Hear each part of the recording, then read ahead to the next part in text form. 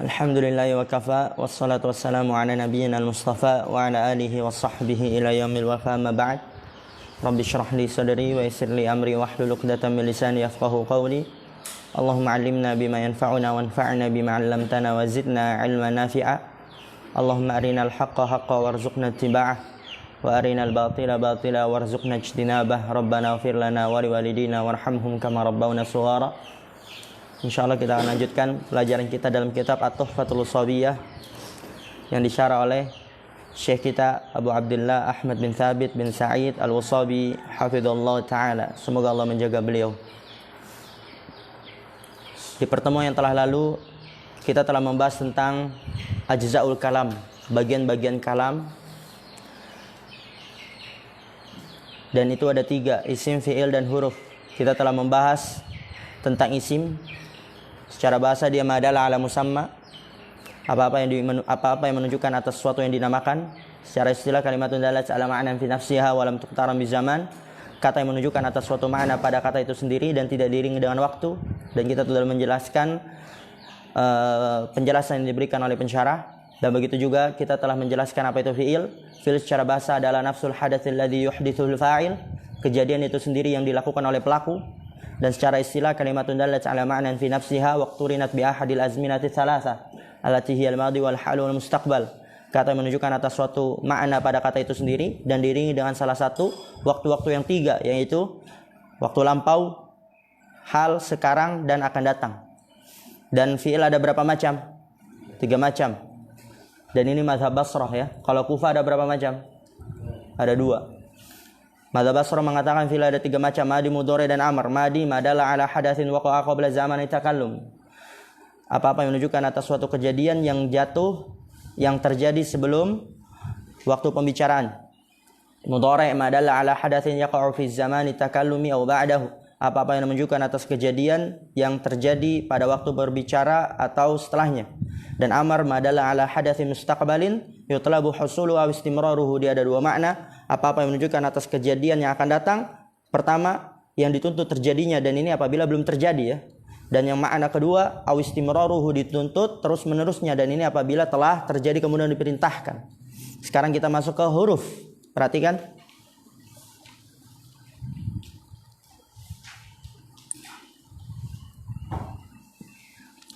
Wal harfu lughatan at-tarafu.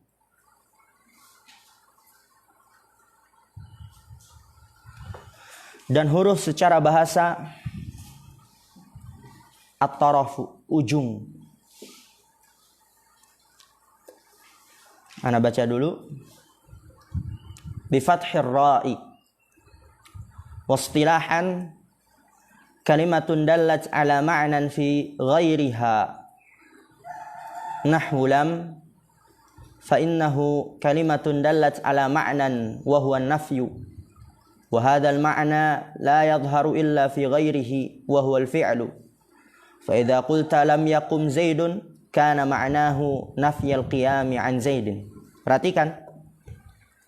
Di sini berkata pensyarah hafizallahu taala,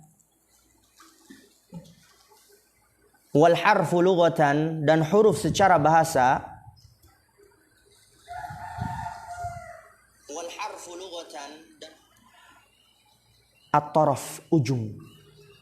Dan lihat itu ditekankan bi fathir ra'i, dengan memfathahkan ra.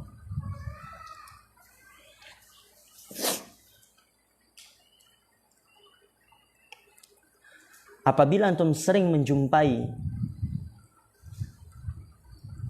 di dalam kitab-kitab para ulama yang menekankan sebuah harokat, berarti itu menunjukkan ada makna lain pada harokat yang berbeda. Nah, ulangin. Kalau dalam kitab para ulama menekankan sebuah harokat, misalnya at-tarafu, ditekankan bi fathir ra'i, dengan menfathahkan ra. Ditekankan enggak itu? Ditekankan enggak? Mana ini suara antum? Ditekankan enggak? Ditekankan dengan memfathahkan ra. Ditekankan itu, ra-nya fathah. Menunjukkan apa? Ada makna yang lain dengan harokat yang berbeda.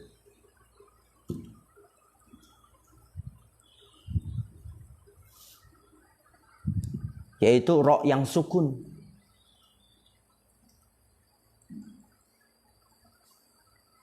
Ro yang sukun artinya kedipan mata.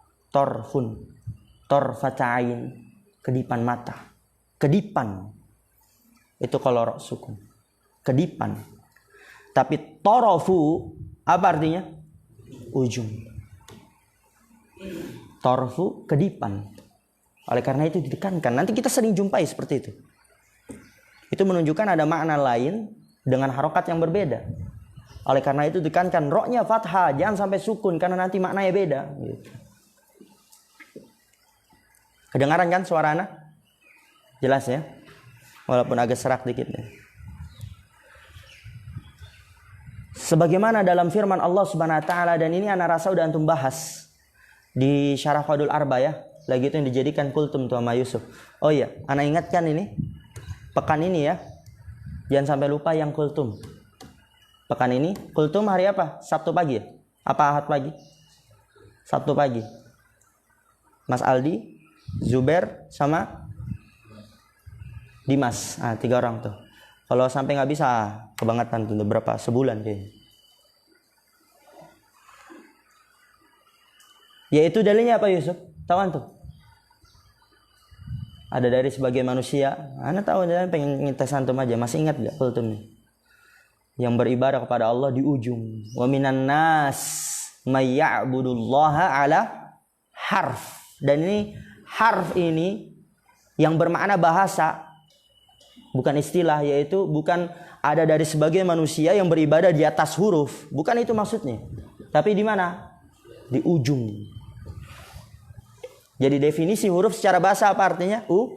Ujung. Jadi kalau orang Arab, ya perhatikan ini. Ini penggunaannya. Maksudnya, kalau orang Arab ngomong huruf, berarti artinya apa? Ujung. Tapi kalau dalam kitab kitab bahasa, itu yang dinamakan definisi secara istilah. Berarti maknanya apa? Nanti kalimatun dallat ala ma'nan fi ghairiha, itu maksudnya. Jadi kalau definisi misalnya lughatan, berarti orang Arab ketika ngomong itu artinya secara bahasa. Kayak kemarin nahu, ya kan? Apa aja artinya? Masih ingat? Al-qasdu, mithlu, wal miqdaru. Jadi kalau orang Arab ngomong nahu artinya itu. Nggak mungkin orang Arab ngomong nahu artinya nahu yang kita pelajari seperti ini. Enggak. Jadi antum bisa menempatkan ya. Jadi ketika orang Arab ngomong sesuatu, berarti itu dimaksudkan kategori definisi secara bahasa. Tapi ketika antum mempelajari ilmu nahu secara istilah, berarti ketika antum menjumpai hal itu dalam buku nahu, berarti yang dimaksud secara istilah. Misal yang lain. Kalau orang Arab ngomong fi'lun, berarti yang dimaksud apa? Secara bahasa apa secara istilah? Secara bahasa, ya perbuatan. Dan itu nggak harus diiringi dengan waktu, ya perbuatan udah pokoknya perbuatan. Tapi dalam buku nahu antum menjumpai kata fi'lun, berarti yang dimaksud secara apa? Istilah, yaitu kalimatun dallat ala ma'nan fi nafsiha waqturinat bi ahadil azminati thalathati allati hiyal madi wal halu wal mustaqbal, itu penggunaannya. Oleh karena itu Allah berfirman, wa minan nasi may ya'budullaha ala harf. Dan ada dari sebagian manusia yang beribadah kepada Allah di atas huruf. Bukan berarti maknanya di atas huruf A, di atas huruf B, di atas huruf jim, di atas huruf kho, bukan. Jadi antum tempatkan itu maknanya pada tempatnya. Ini Arab nih. Berarti definisi secara bahasa yaitu ujung. Ada dari sebagian manusia yang beribadah kepada Allah di ujung. Jadi kalau dia tertimpa fitnah, badai, bencana, cobaan, udah dia jatuh dia. Karena di ujung. Tapi dalam buku nahu antum menjumpai huruf, bukan berarti maknanya ujung, tapi apa? Ya nanti kalimatun dallat ala ma'nan fi ghairiha. Begitu cara penggunaannya. Paham gak ini? Paham? Faruk? Azam paham? Ya, huruf secara bahasa adalah at-taraf, ujung. Bi fathir ra, dengan memfathahkan ra. Berarti tadi kita ada dua faidah.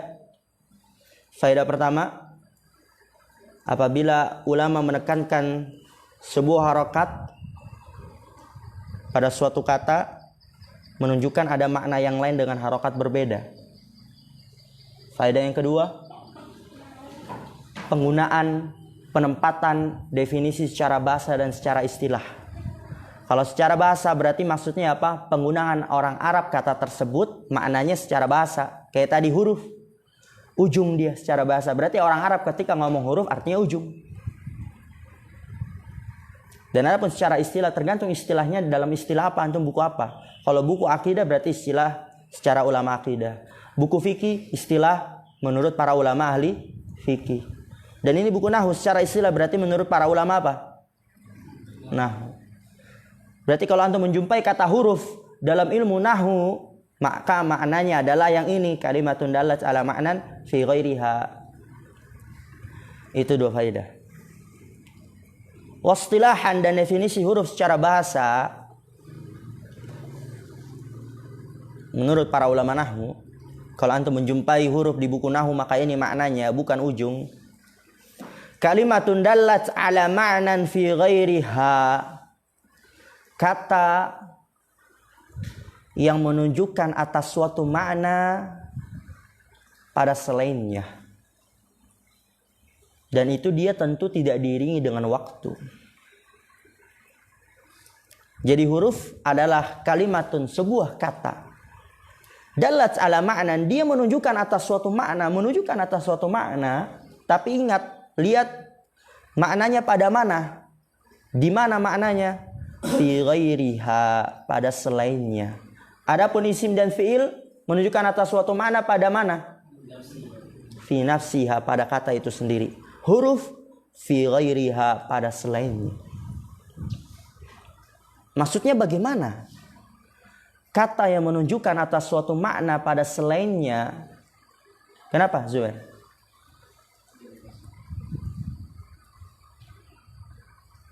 Kenapa?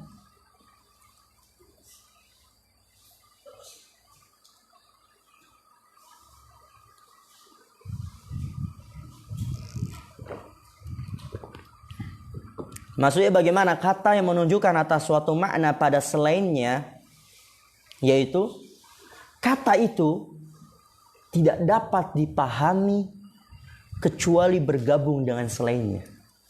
Itu maksudnya. Kebalikan dari yang menunjukkan atas suatu makna pada kata itu sendiri. Kalau antum murojaah pahamin. Kemarin, perhatikan, fokus. Isim dan fi'il, dia kata yang menunjukkan atas suatu makna pada apa? Pada kata itu sendiri. Apa maknanya? Annal makna yufhamu minha min ghairi hajatin ila indimami kalimatin ukhra ilaiha. Dia hafal loh. Ana dulu ngafal kayak gitu. Apa maksud dari kata yang menunjukkan atas suatu makna pada kata itu sendiri? Yaitu bahwasanya maknanya dapat difahami secara langsung tanpa butuh digabungkan dengan kata yang lain. Udah dipahami secara langsung. Berarti kalau huruf, kata yang menunjukkan atas suatu makna pada selainnya, ya kebalikannya. Apa? Maknanya tidak dapat dipahami kecuali digabungkan dengan kata yang lain. Paham sampai sini? Paham ya? Nanti diberikan contoh lam, ya. Lam dia huruf, nggak nampak maknanya, nggak dapat dipahami. Kapan dapat dipahami? Ketika digabungkan dengan kata yang lain, yaitu fi'il. Nanti lam yakum. Tadi udah kita baca. Lihat, kalimatun dalat ala ma'nan fi ghairiha. Huruf secara istilah adalah kata yang menunjukkan atas suatu makna pada selainnya. Nahwu lam. Contohnya lam. Oh iya. Ana boleh boleh. Ana ngasih ke antum saran ya. Kalau antum udah selesai belajar ini, ya nggak apa-apa lah antum dengarkan kajian ustadz-ustadz yang lain tentang Tuhfatul Ushobiyah biar antum dapat faedah juga. Tapi ingat, Jangan antum dengarkan yang mau dipelajari. Biar antum cari sendiri itu. Tapi ada pun yang udah dipelajari mau dengarkan ya apa. Biar dapat faedah juga. Nahwu lam. Lihat di situ. Contohnya lam. Faedah. Ana sering ngasih faedah. Kenapa? Karena antum udah belajar muhtarat ya. Kalau antum belum belajar muhtarat gak ana kasih faedah-faedah gini.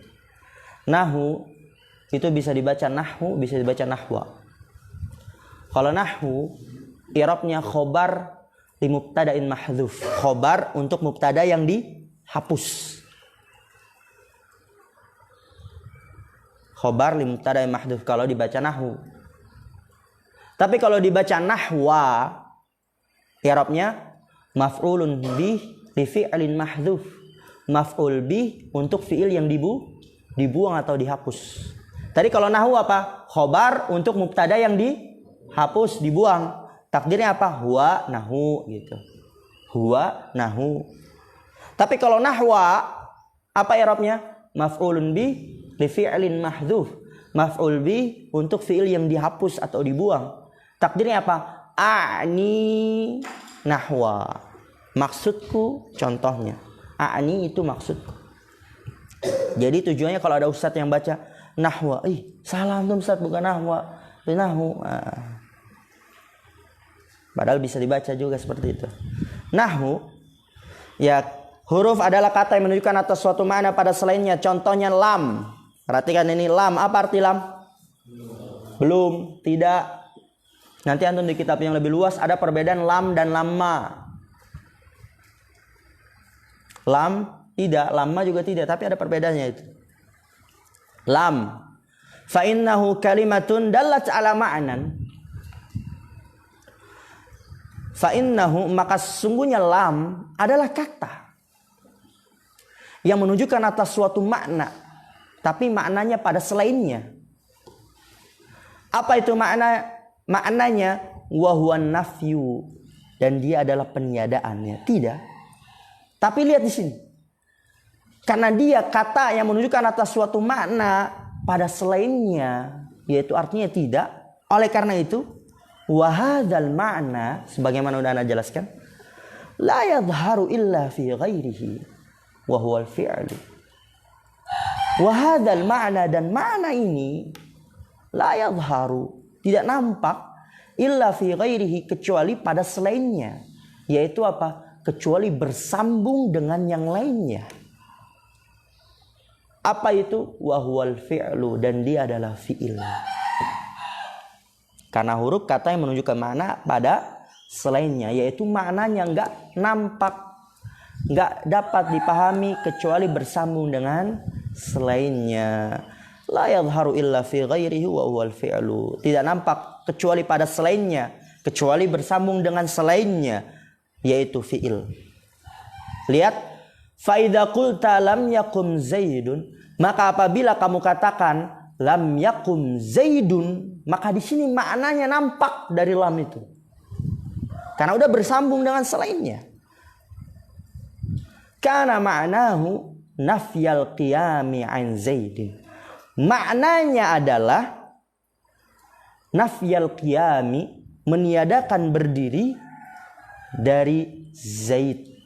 Barulah di situ lamnya nampak maknanya. Barulah di situ lamnya dapat dipahami maknanya, karena dia sudah bergabung, bersambung dengan kata yang lain, yaitu yakum. Lam yakum Zaidun. Maka di sini maknanya adalah menafikan qiyam, menafikan berdiri dari Zaid. Paham insyaallah Mas Akbar? Paham ya? Ana ulang-ulang ini karena memang dulu ana sulit untuk memahami ini. Jadi ana benar-benar ulang yang sekiranya ana dulu ketika belajar sulit dalam memahami. Tapi antum insyaallah mudah karena pakai terjemahan memang Masya Allah dijelaskan pakai bahasa Indonesia.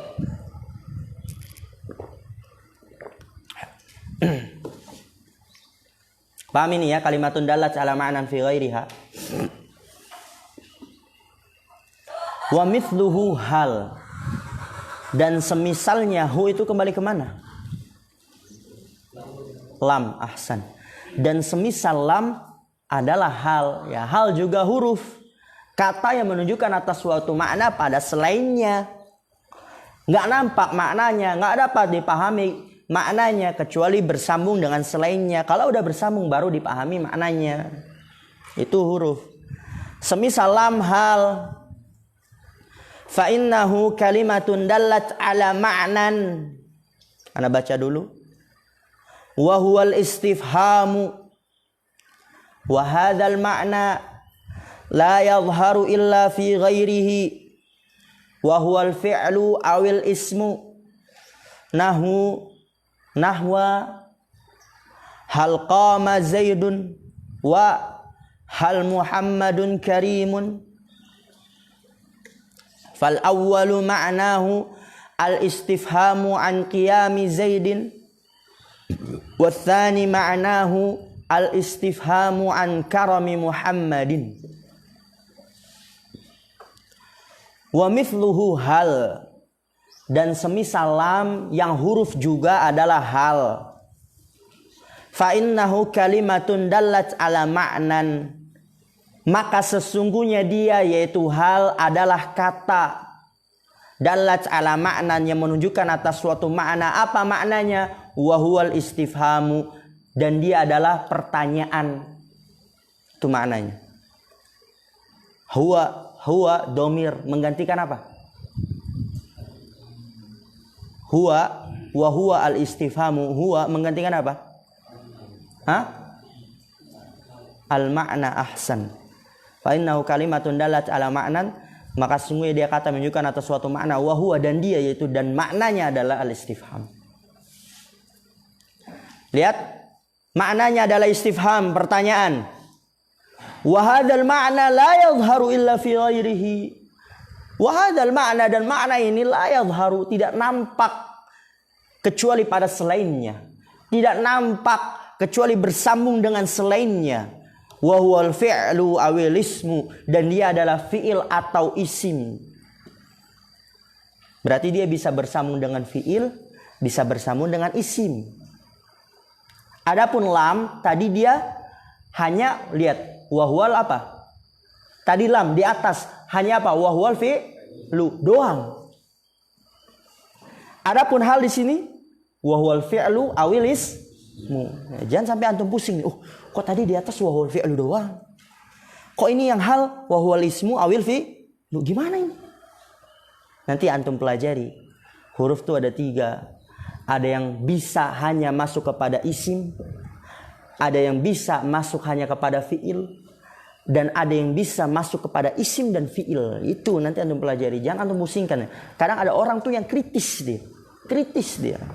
Dan termasuk lagi tuh, anak pusing-pusing, ini apa? Ini kok bisa masuk fi'il di atas, tapi ini bisa fi'il dan isim. Ini gimana, ini apa perbedaannya gitu. Jadi terlalu memusingkan yang bukan pada waktunya. Padahal nanti ada lagi penjelasannya.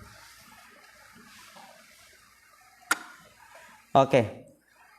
Makna ini nggak nampak kecuali bersambung dengan selainnya, yaitu fi'il atau isim. Jadi bisa bersambung dengan fi'il, nanti nampak maknanya. Bisa juga bersambung dengan isim, nanti nampak maknanya. Contohnya yang bersambung dengan fi'il, lihat di sini.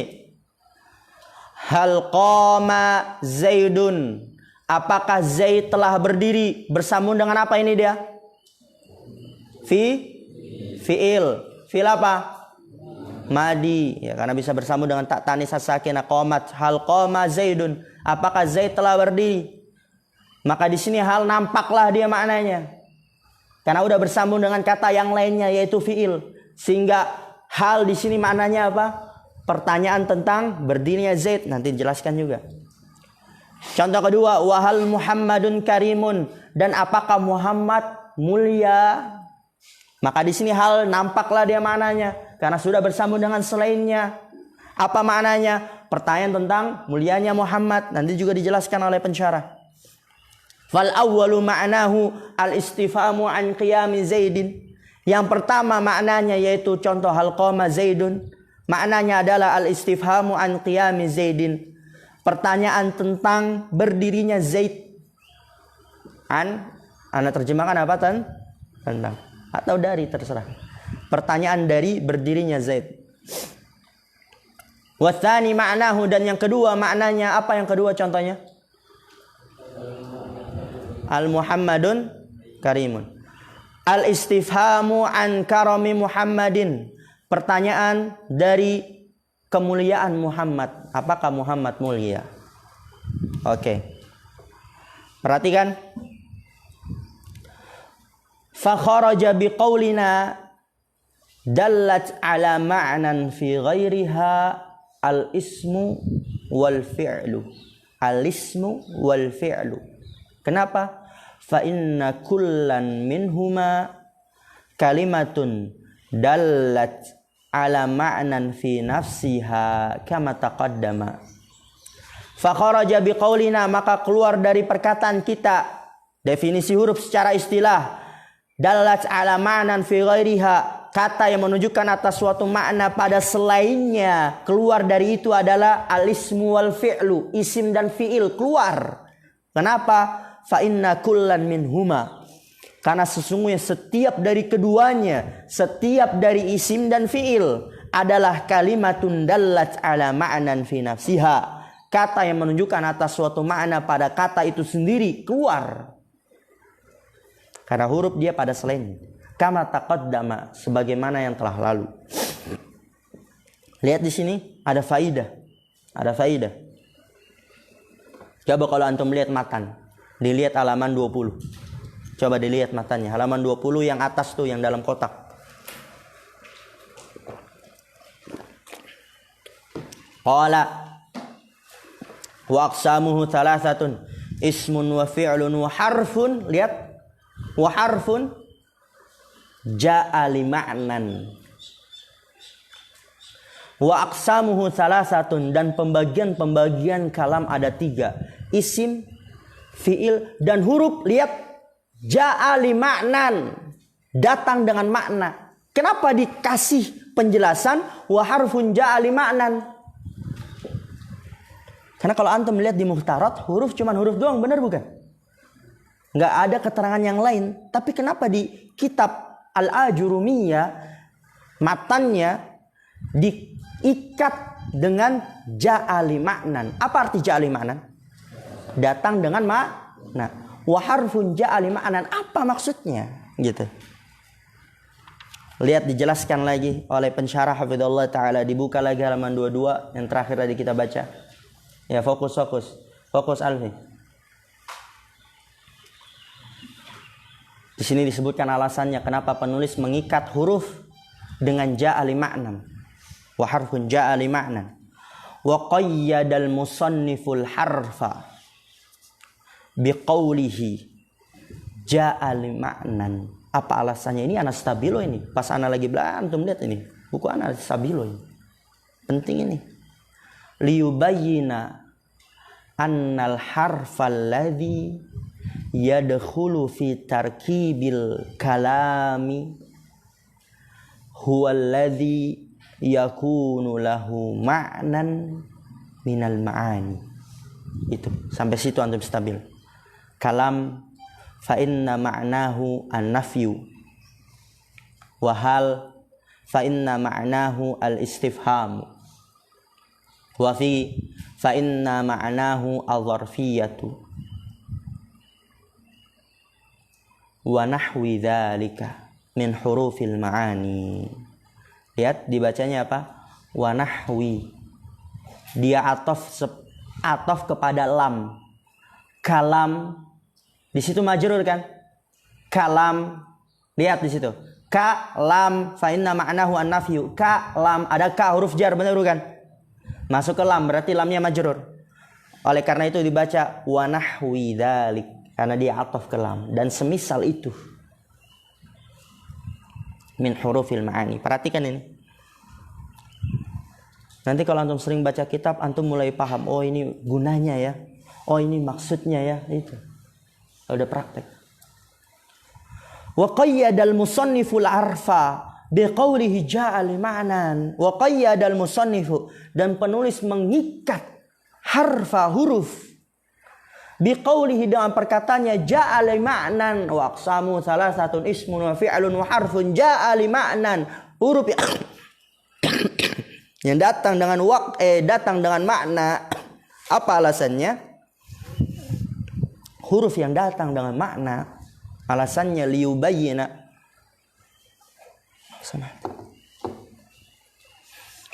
Liyubayyina annal harfa alladhi yadkhulu fi tarkibil kalami huwa alladhi yakunu lahu ma'nan minal ma'ani. Liyubayyina, tujuannya liyubayyina, agar menjelaskan. Lihat di sini, li-nya artinya agar ya. Li di sini artinya agar. Bukan untuk. Bukan huruf jar. Bisa juga untuk, karena nanti di sini lamnya li ta'lil, untuk menjelaskan sebab. Agar supaya, bukan kepemilikan. Liyubayyina, agar supaya menjelaskan. Annal harfal ladhi yadkhulu fi tarkibil kalami.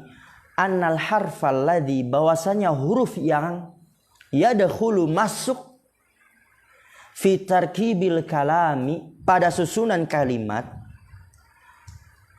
huwa alladhi yakunu lahu ma'nan minal ma'ani.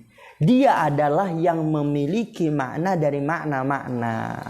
Terjelaskan sudah. Kenapa penulis mengikat huruf dengan perkataan ja'a li ma'nan liyubayyina annal harfal ladzi yadkhulu fi tarkibil kalam, agar supaya menjelaskan bahwasanya huruf yang masuk pada susunan kalimat, dia adalah huruf yang memiliki makna dari makna-makna. Kita sudah jelaskan di mukhtarat, huruf ada dua. Huruf apa? Ma'ani dan mabani. Jadi yang masuk dalam susunan kalimat yang dibahas dalam ilmu nahwu, itu huruf yang mana? Ma'ani. Alladhi yakunu lahu ma'nan minal ma'ani. Dia yang memiliki makna dari makna-makna. Seperti apa? Kalam. Fa inna ma'nahu an-nafyu. Seperti lam, huruf dia. Dan dia huruf ma'ani.